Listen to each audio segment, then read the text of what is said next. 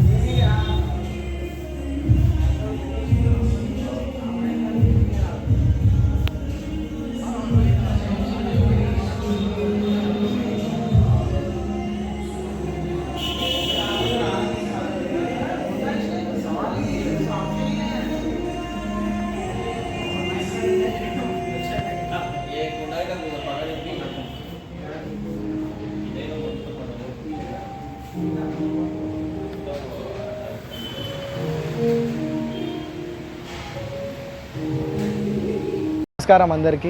ఈరోజు సెప్టెంబర్ 1 చత్రినాక ఉప్పుగూడ ఏరియాలో first ever mandi house and biryani centre open చేయబడింది.